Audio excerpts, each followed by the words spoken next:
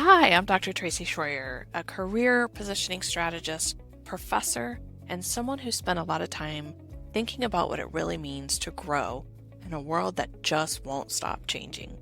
Welcome to the Technically Human podcast. This podcast is about navigating your career, your identity, and your next chapter in a world that's shaped by AI, technology, and constant change. Here, we're going to talk about real stuff. We're going to talk about career pivots, uncertainty, reinvention, and mostly how to stay grounded in who you are while everything around you evolves. Are you ready to go? Let's dive in. Thank you, everyone, for joining us on this episode of Technically Human. I am joined by Dr. Craig Kaplan. So thank you, Dr. Kaplan, for joining me. Sure. Great to be here. You can call me Craig if that's easier. That's fine. Awesome. So, Craig, I wanted to open it up, just let you introduce yourself to the audience. We'll also have a little intro prior to the podcast episode as well. But if you want to do a quick intro for us. Sure. And is it okay to call you Tracy or do you prefer Dr. Schroyer? What's best? Tracy is perfectly fine. Thanks for asking. Okay. Sure. So, Tracy, great to be with you. A little background on myself. I've been working in the field of AI since the 1980s. I studied at Carnegie Mellon for my PhD with Herbert Simon, who was one of the pioneers. There were 11 scientists, of which Herb was one, who named the field in 1956. And that was before I was born. But 30 years later, like Forrest Gump, I had the opportunity of studying right at the right place, right time, and got a great education with Herbert Simon, Alan Newell, and Jay McClelland, who was one of the pioneers, along with Jeff Hinton, of modern machine learning. So I have a very good grounding in AI, and I've spent most of my adult career building intelligent systems. And these days, I'm most concerned about AI safety and also collaboration between AI and humans. So that's a quick nutshell of my interests. Awesome. Thank you. Craig, one of the things I found really interesting is as I was reading more about you and your background is when I saw the name Dr. Herbert Simon, I thought that is really familiar for me for some reason. And I went back and I was looking, and when I had done my dissertation research, I had actually included some information from Dr. Simon. It was specific more to decision-making theory that he focused on. And it was very high level, but I'm like, I remember that name. It came up. So that was really interesting to see that connection with him and thinking about intelligence. Yes. So his Nobel Prize was actually in economics, and he wrote a book that many business schools still reference, administrative behavior. So perhaps you came across that. I think you have a business school background or economics background. Yeah.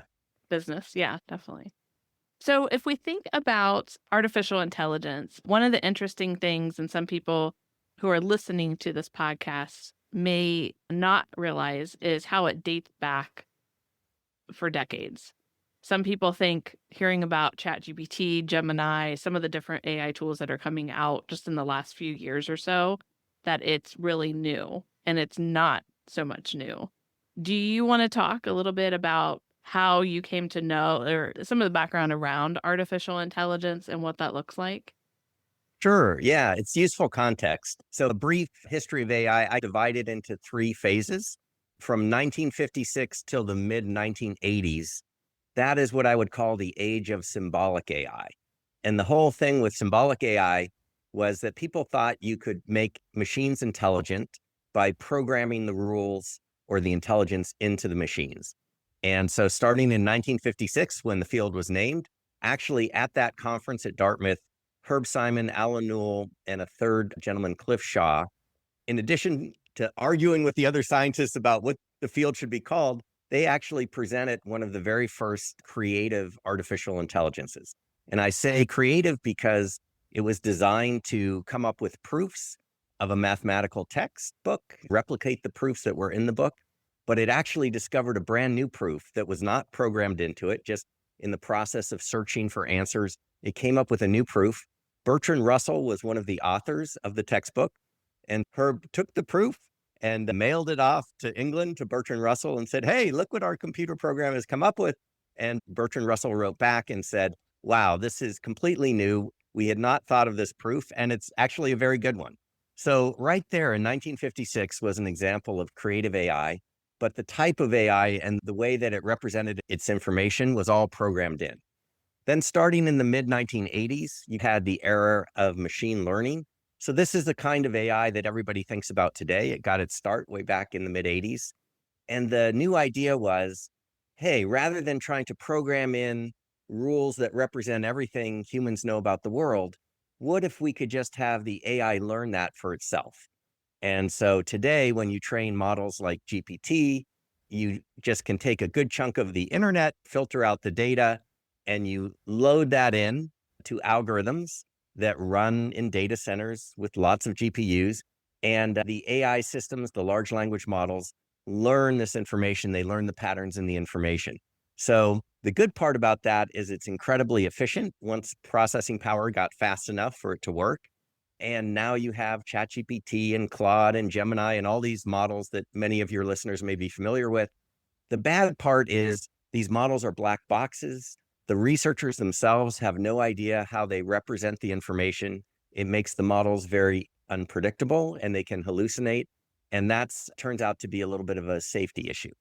But machine learning began in the 80s, and around sometime in the late 90s, it looked like it wasn't going anywhere. Neither approach to AI was really going anywhere. The field went into what was called the AI winter. And really, the problem was that the computers just weren't fast enough. There was nothing wrong with the algorithms, there was nothing wrong with the ideas, but we were just in this period of waiting every couple years for processing power to double until finally around 2010, 2012, enough doubling had happened that we started being able to see very practical results. And then the third era of AI, which we are in now, the third stage, I would sort of date from Thanksgiving of 2022 with the release of ChatGPT. And that's really when it burst into everybody's consciousness. And instead of it being this strange subject that only geeky computer scientists would study, now everybody's talking about AI. The largest company in the world, NVIDIA, is an AI company, and it's really come to dominate people's thinking about the future. So that's a quick history of it. And along the way, lots of interesting inventions and tremendous opportunity, but also some risks that I hope we get a chance to talk about. Absolutely. So one of the things is I know more and more companies, they're either scared or they are starting to dig into like how can we leverage AI? How is it going to be helpful for us, for our employees, for our customers, things like that.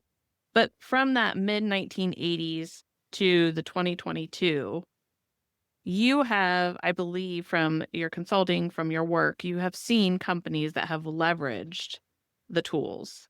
Can you just share like a couple of ways that you have seen companies that leverage that before what we're seeing today and what people are seeing AI can do? Sure. So I've spent several decades building intelligent systems, and the particular approach that I took is a little different than the mainstream approach. I focused on what's known as collective intelligence, or some people call it swarm intelligence, or the wisdom of the crowd. And so we were building these kinds of systems before people even knew the word crowdsourcing. People may be familiar with the word now, crowdsourcing.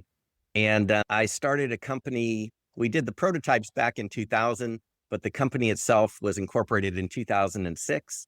And it ran for 14 years until 2020 when I sold it. That was called Predict Wall Street. And that was an example of a company that used collective intelligence of millions of human beings primarily. And by pooling their knowledge and harnessing their knowledge in particular ways, we were able to actually beat the very best guys on Wall Street. So we used it to power a hedge fund, which then ranked in the top 10 in 2018, and it traded billions of dollars worth of trades. So the reason we did that company, I was not a Wall Street guy. I knew nothing about the stock market when I started, but we had a brainstorming meeting at our consulting company and said, what is the toughest problem that we can think of that's super competitive, where there's an easy scorecard to see how smart you are or how well you're doing? And one of the interns from Berkeley School of Business actually said, hey, over pizza and beer, how about Wall Street? If we can get an edge there, that would show everybody. And so that was the beginning of Predict Wall Street. So that was a system that used millions of humans, regular investors that might have a TD Ameritrade account or Schwab account. My company partnered with those brokers, and we were able to get inputs about stocks from them and then combine it to beat the best guys. But that same approach that works with human intelligence can also work with artificial intelligence. So today, everybody talks about AI agents. It's possible to build super intelligence, I believe, by harnessing millions of AI agents as well as humans. And it's very important that we include the humans. And if we hook them up in the right way, we can also get super intelligent behavior. So that's an approach that I've pursued for many years and one that we had some success with in a very tough field. Thank you. When we think about artificial general intelligence, the AGI, and we think about the possibilities that can come about from that, which is very different from where we are today with the artificial intelligence that we have, a lot of people are very scared. And they think about the challenges, the threats, and different things like that. What if you had a company that you're working with today and they were a little hesitant? What are some of the things that you might share with them as to why it would be a good idea to explore it, to look into it?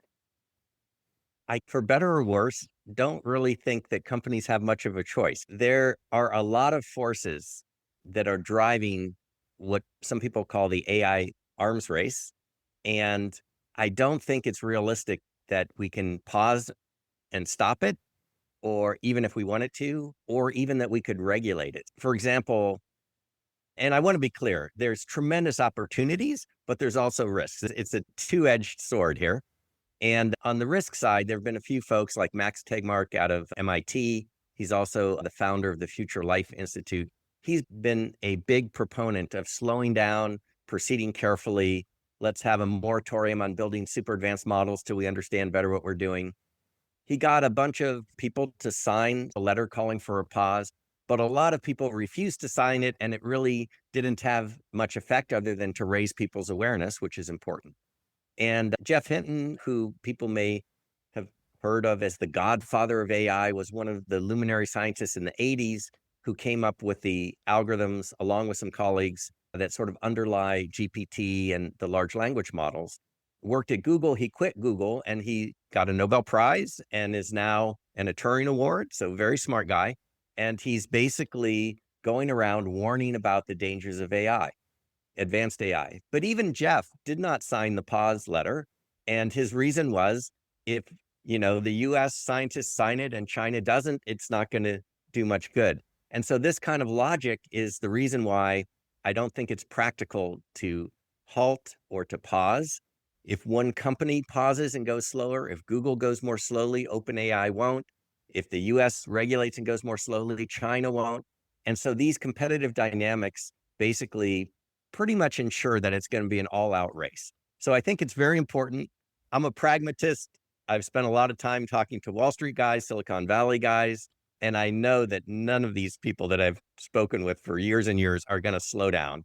And I just don't think it's very practical that would happen. So if that's true, we have to take the world as it is, and it's possible to design very safe systems, but you have to realize the answer isn't going to be stopping. You're going to have to figure out a smarter design, a safer design, and ideally one that's also more profitable. Because if you want the large tech companies to adopt it, if you oppose safety and profits, that's not going to work very well. And that's what most people currently think of AI safety. They think it means slowing down, less profitable, slower, less competitive. And that is not true. It does not have to be that way. There are designs where you can actually speed up, be more profitable, less expensive, more, and get to where you want to go even more profitably and faster. It's really a matter of coming up with the right design and being aware that there's some safety issues that have to be addressed. I definitely agree that if you are not jumping on the AI train as a business, you are going to be left behind. There are Yes, and definitely great opportunities. that's for sure. And there's so many productivity gains that companies, they won't be able to resist it. It's like honey to a bee or something. The ability to cut their expenses and increase their margins, or alternatively, and hopefully what they do, to develop even more products than they could before by leveraging the people they have so that each programmer can do the work of three programmers. They can do three times as many projects. And that, I think both things have been happening, but hopefully it will be more of the doing more stuff, producing more products rather than the job losses, which is a short-term concern that a lot of people are worried about.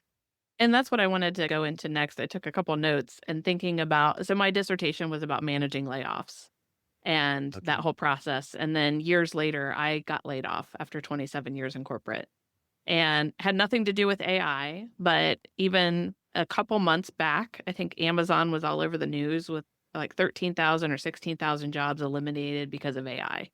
There's definitely controversy. Was it really AI? Was it something else? Whatever that might be. But we're seeing a lot more headlines that are saying that jobs are being eliminated because of AI, and people are afraid of that. Do you see that's the right move? I think for both of us collectively, we see that those employees, there's better use of their brains than doing some of these menial, repetitive tasks. But any additional thoughts you have just on the headlines and different things like that? It's very interesting to watch what the various tech leaders are saying about this. I think it's a valid concern, and it's something that, everybody who has a job which are most jobs that could be done at least partially by AI needs to be aware of it and thinking about it. I've heard multiple things. I'm not an economist by training, so in some ways you would have much better insight into this than I would, but I'll tell you what I've heard and what I think, I guess. So one of the things I've heard is AI won't take your job. Somebody who knows AI will take your job. And of course, that's a little bit self-serving because usually it's a tech CEO that's making AI that's telling you that and wishes to sell you their latest large language model or sell more NVIDIA chips or something.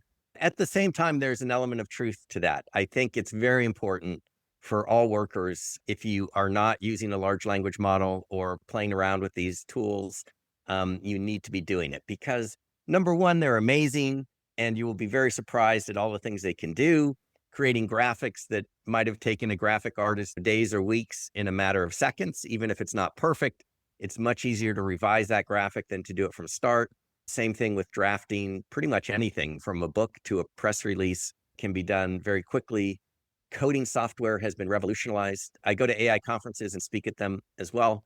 And I informally try to, at lunch, find a few programmers and say, how much has AI changed your job and how much more work are you doing? And I would say even 3 years ago, people were telling me they were coding 3 times as much as they could before using AI assistants for coding. Most students I talk to in computer science are using AI to help them with coding. These assistants really do work.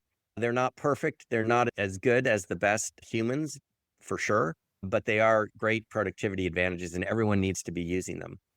And then the other standard argument that I hear is from the tech leaders typically is every new technology destroys some jobs, it's true, but it will create many others. And they give examples like buggy whips. There was a time when before automobiles when there were buggy whips and the buggy whip manufacturers went out of business. And of course, they lost their jobs. But think of all the new jobs in the auto industry that were created. And again, there's some truth in this. How it plays out and whether sort of the goodies that are produced, the productivity, the rewards from this tremendous increase in productivity is shared equally among the various participants in society, that remains to be seen.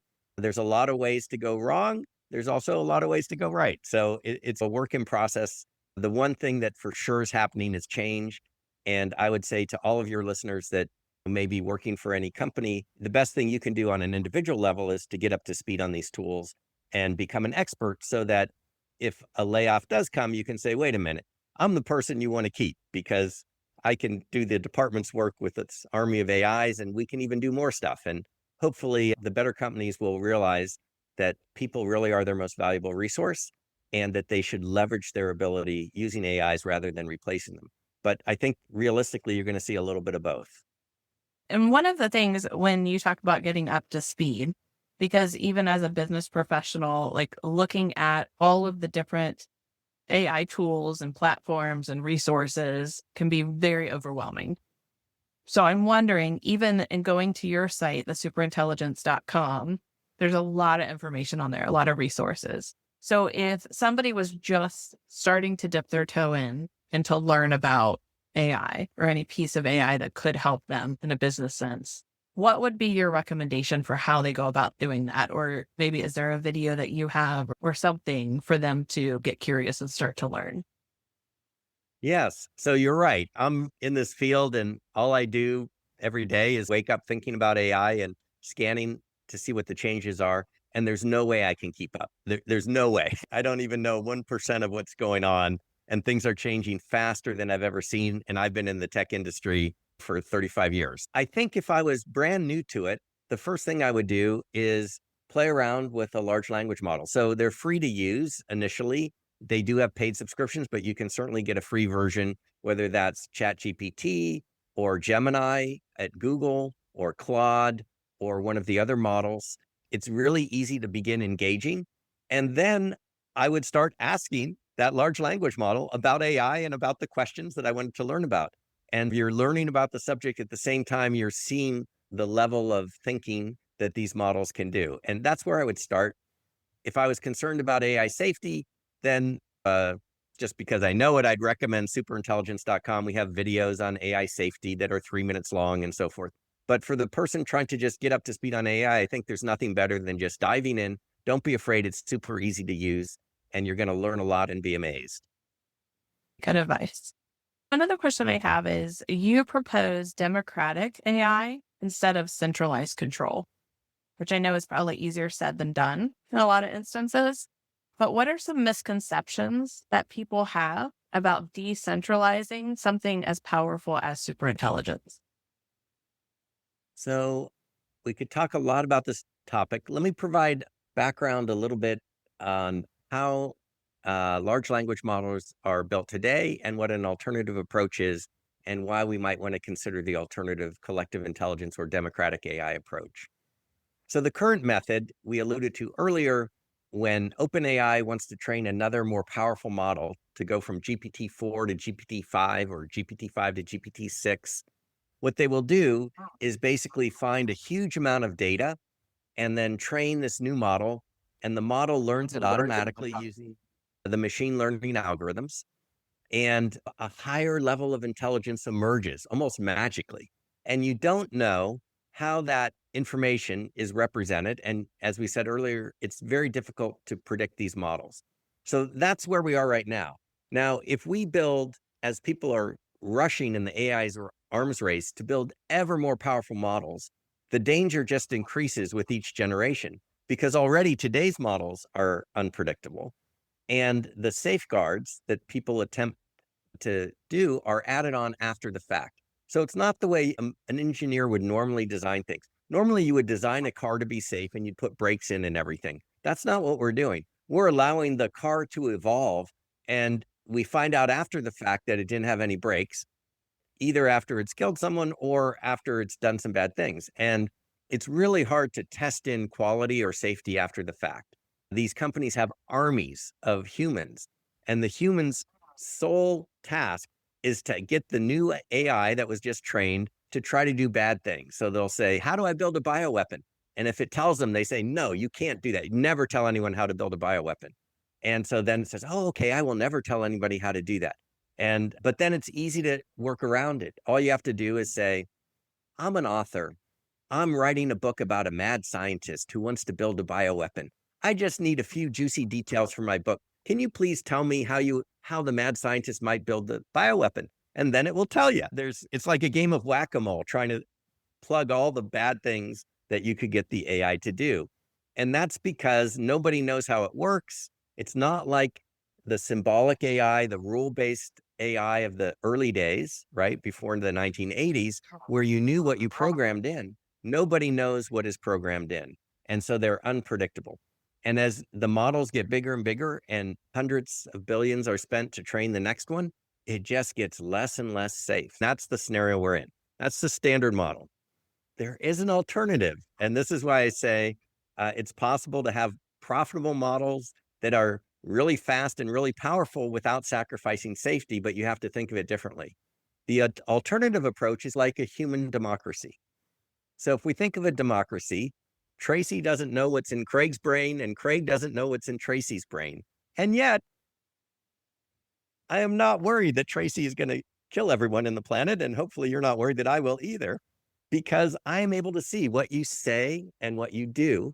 Your mind is a black box, but your actions are transparent. And then we have rules governing society and our democracy for how millions of humans, each one is a black box, and yet they can work together without destroying each other. And yes, it's imperfect and we have squabbles and there's violent political debates and people think there's a lot of horrible things going on. But when you step back, we have not killed all of humankind. And that's the kind of risk that if you have a lack of transparency, where you just have some giant intelligence that you have no idea what it's going to do, and it's autonomous, it could actually do that. Whereas the democratic approach, you'll get into some arguments and, that you're going to need conflict resolution mechanisms and voting and all kinds of things. But you could imagine that if we designed a super intelligent AI modeled on a democracy, where there's lots of individual AIs, each one personalized, ideally. Tracy has her personalized AI, which not only has your experience and expertise, but very importantly, your value system. And Craig has his, and it has my expertise and my value system. And millions of us have this, and they work together on a network. That collective group will produce intellectual work products that are incredibly powerful and intelligent, more intelligent than any of the humans. And yet they will do it in a transparent way. We can see every action that they took. We could record that. We could audit it if there was an issue. And each one is carrying values, is behaving in an ethical way. And those value systems are not the values of 5 programmers at OpenAI who sat down and said, this should be the values for all of humanity. We'll program them in or put these rules in. They're the values of ideally 8 billion people. So it's a completely different approach that is very powerful, but is much safer and I think more representative of and more inclusive of all humans. And I know that such systems can be built because, as I said earlier, I built them for very difficult problems like getting an edge in Wall Street. So I actually feel it in my bones that we can build these things, but it needs to be a shift in perspective. Definitely.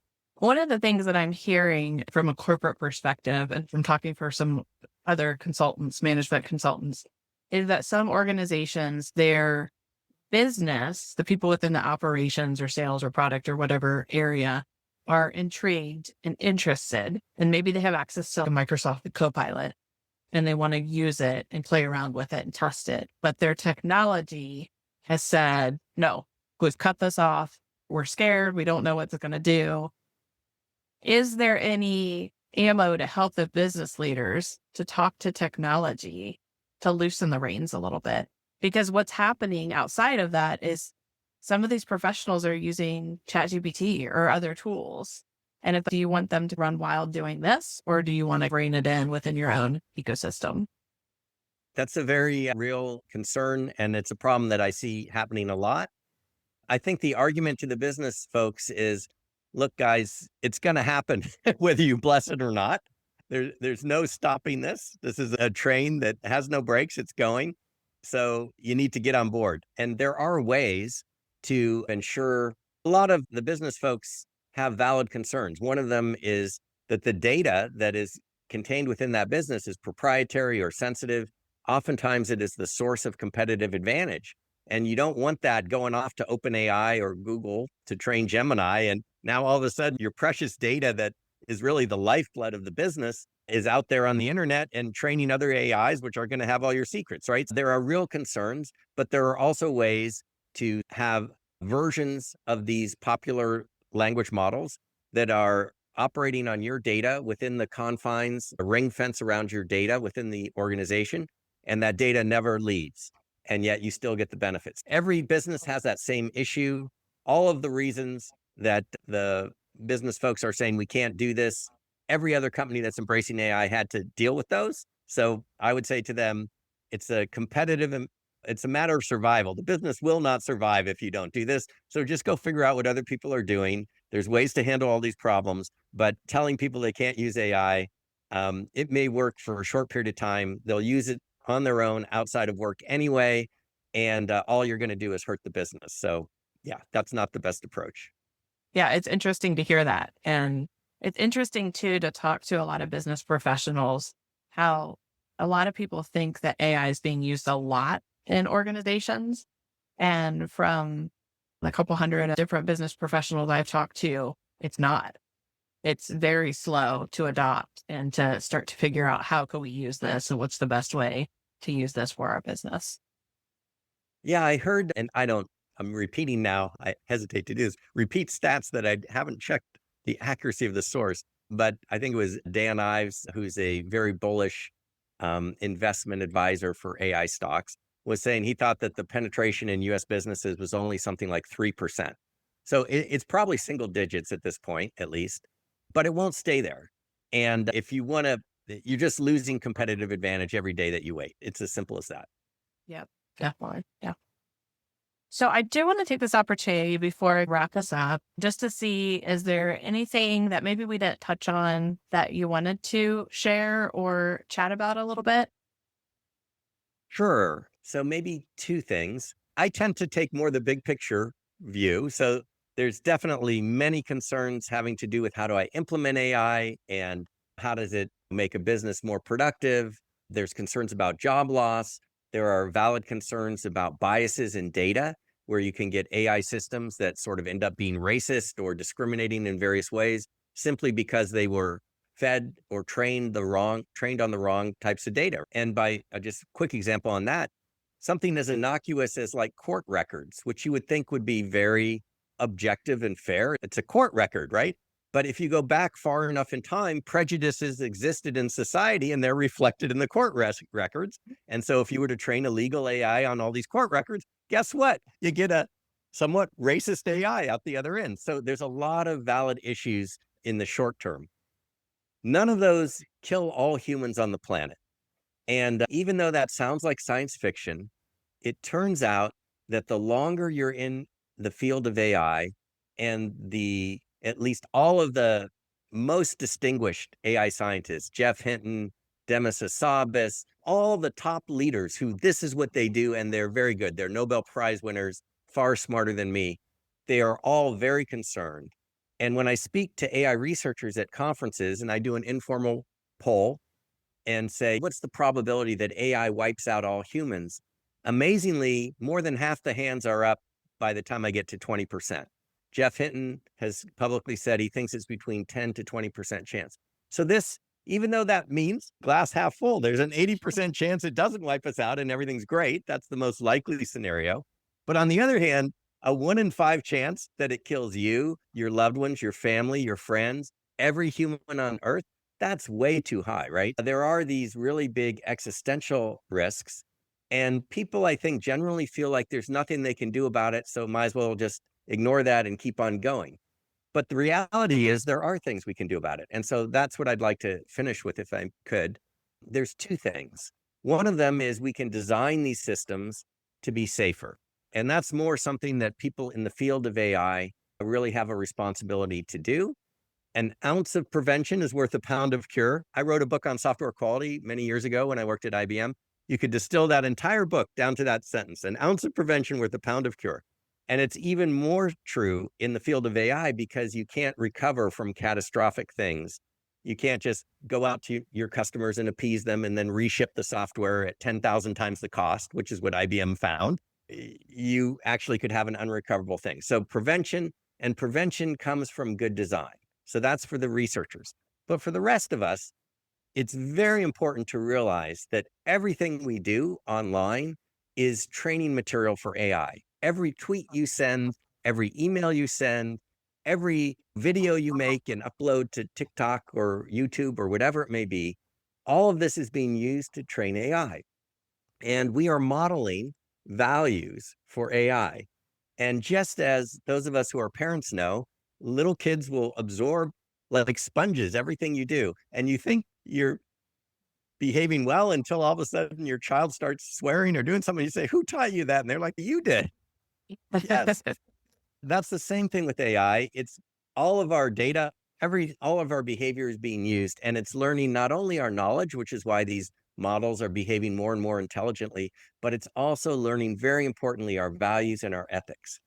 And this is something I learned from Herb, from my mentor, and it actually goes all the way back to David Hume in 1776. I traced it back.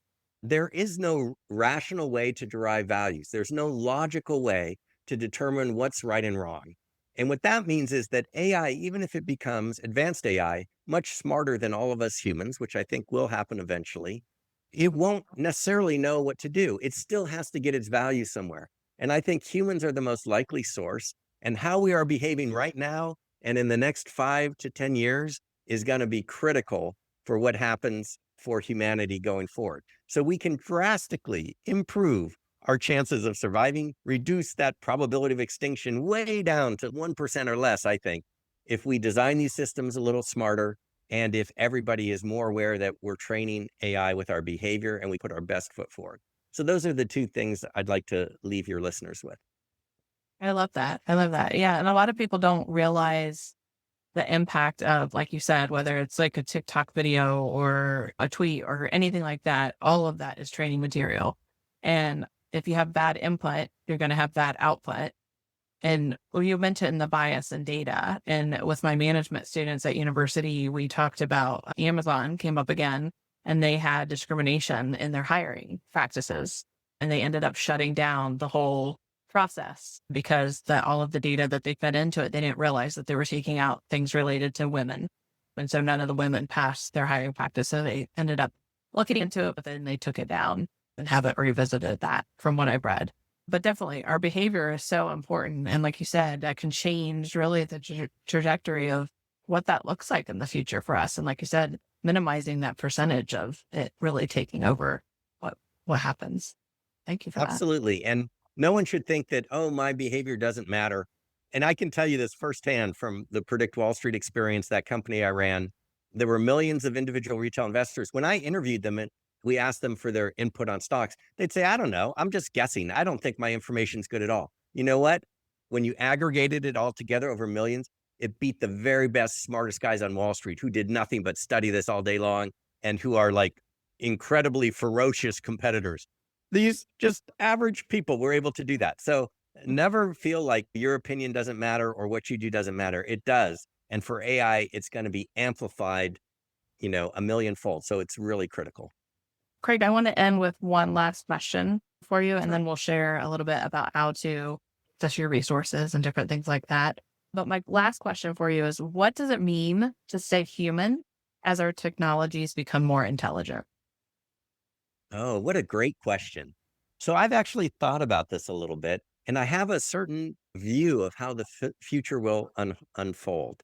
Currently, right now, humans are the smartest species on the planet, arguably. Maybe dolphins and whales are smarter, but they don't have the ability to use technology. So in terms of the species that's affecting the planet the most, it's humans. And we certainly usually think of ourselves as being very smart and prizing our brain power and saying that what sets us apart from other animals is our tremendous intelligence. But actually, I don't think that's going to stay the thing that sets us apart. As we develop more and more advanced AI, AI is moving from a tool to a fellow intelligent entity. It's going to become more like an alien than a tool. In fact, you already have leaders like Jensen Huang, CEO of NVIDIA, saying this publicly. In October at the GTC conference, he said, AI is not a tool, it's a worker. That's a shift. For all of human history, we've dealt with tools. Now, for the first time, we've built something that's not really going to stay a tool. It's an autonomous worker. It's not quite at our level yet, but it will reach our level and then surpass it. And then what does that world look like? And what is the role of humans? And what is uniquely human in that kind of world? And I actually think it's our values. I think what's in the human heart is more important than what's in the human head. And even though we tend to think of AI and all these issues surrounding AI as being technological problems, actually, in the end game, it's all a values problem. It's all about what do we value and what are the values of the super intelligences of the future. Humans have a unique role to fulfill as being the source of those values. And whether we act on what's in our hearts or whether we give in to our worser impulses is going to really have a huge impact on the future. So I see us as being the heart and soul of planetary intelligence in the future. Love that. Thank you so much. Sure. All right, great. If individuals want to access your resources or they want to connect with you, can you share with them where they would find those resources? What's the best way to connect with you? Sure. So we have a site, superintelligence.com, which is amazing we got that, but we were ahead of the curve and got that site back in 2006, actually. And that site has a lot of videos, some of them just 3 minutes long, that are educational. So a great place to learn about AI and AI safety issues and so forth. And if it's a more technical deep dive that people are looking for, like how do we build this democratic AI and what are some of the design principles that might be helpful? We also have lots of white papers and I think even texts of patents that are there, which are all free to the world. So my mission at this point is to maximize our chances of not only surviving, but thriving in the post superintelligence world. And there's lots of resources that are designed to help educate people at superintelligence.com. Thank you. Thank you. Yeah. And if anyone listening is more of a beginner stages of AI, I would definitely encourage, there's a video, How Smart is ChatGPT? And I was listening to that before we jumped on the episode, and the 1 + 1 = 4 was cracking me up with the bunnies. So listeners, Yes. to take a listen to that. That was great. That was great. And one quick comment on that is some of the videos were made like right after ChatGPT came out, and that was its level of intelligence then. But I'm guessing that it probably doesn't make some of the same mistakes today because they have been working on improving it. But yeah, absolutely. You can see how the intelligence of some of these systems has evolved. Yeah. Even sharing the ELIZA and showing that was a significant difference. So yeah, the growth Yes, over time is amazing. absolutely. All right. We're going to wrap up on this episode. Craig, I thank you for joining us and love all that you're doing and the insight and the knowledge that you bring to the field. I'm excited to continue to dive into the work that you've put out there on the website and to listen to you on other podcasts. So thank you again for joining us. Tracy, thank you for having me. This has been a lot of fun and you're doing great work. So thank you very much. Thanks. Thanks again for listening to the Technically Human podcast. If you are navigating a career shift or you're just feeling like something needs to change, remember you do not have to figure it out alone. You can find tools, strategy, and support inside the Career Compass Pro or Career Compass membership. Learn more at www.careercompassusa.com. And if this episode helped you in any way, sharing it with someone else might help them too. I'll see you in the next episode.